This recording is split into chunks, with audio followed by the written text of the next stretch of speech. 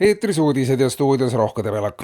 Kremli pressiteate kohaselt on Venemaa kogu aeg olnud rahuks valmis ja tegutsenud kogu aeg rahu nimel. Kuna rahu väljakuulutamine on olnud ka suure osa maailma riikide ootuseks, siis ei näe Venemaa põhjust teistsuguseks tegutsemiseks. Täna hommikul kell 8 kuulutaski Vladimir Putin välja linnurahu. Esialgu 30 päevaks ja kui linnurahust kinni peetakse, siis võib kaalumisele tulla ka alaline linnurahu, mis kehtib kõikide okupeeritud alade metsades ja rabades. Lääneriigid on Venemaale kogu aeg peale käinud, et tuleb rahu suunas liikuda. Nüüd on linnurahu välja kuulutatud ja oleks loogiline, et vastutasuks loobutakse kõikidest sanktsioonidest, märgitakse Kremli teate lõpetuseks.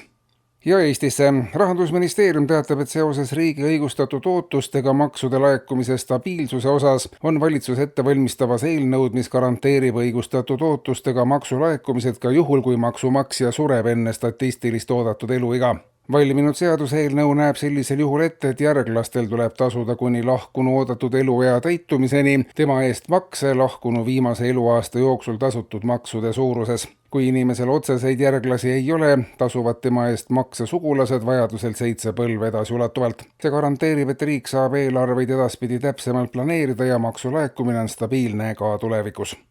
Riigikogu valitsuserakonnad annavad aga teada, et on otsustanud umbusaldada opositsioonierakondi ja nõuda nende tagasiastumist. Peamiseks umbusaldamise põhjuseks on valitsuserakondade sõnul Riigikogu opositsiooni võimetus teha opositsioonitööd, rääkimata tulemuslikust tööst. Olukord, kus valitsuserakondade toetus on kokku 20% juures ja ikka ei suudeta midagi koordineeritult ja konstruktiivselt koos ette võtta, näitab kujuklet, et Riigikogus ollakse pelgalt hüvede pärast ja sisulist tööd rahva teenimiseks ei soovita teha.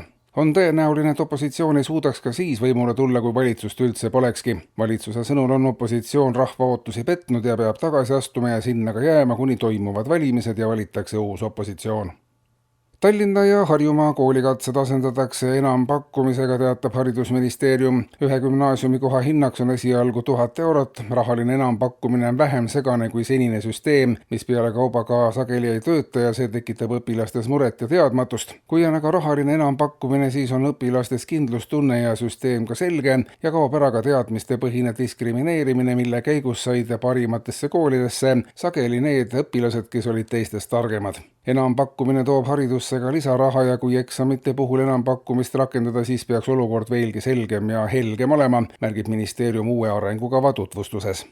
Ja värskest Statistikaameti kuu kokkuvõttest saame teada, et aprillikuu jooksul on kõik muutunud taas kallimaks. Kallimaks on muutunud nii isa kui ema, väga kalliks on muutunud lapsed, eriti kalliks on muutunud vanavanemad ja üle mõistuse kalliks on muutunud kodumaa, tema lõputud niidud ja aasad. Kallikesed kallinesid kuu jooksul 24,2%, muutudes mullusega võrreldes kallimaks kui eales varem. Üldine kalliduse tõus on seega enam kui 400%. Kallid kuulajad, te kuulsite uudiseid.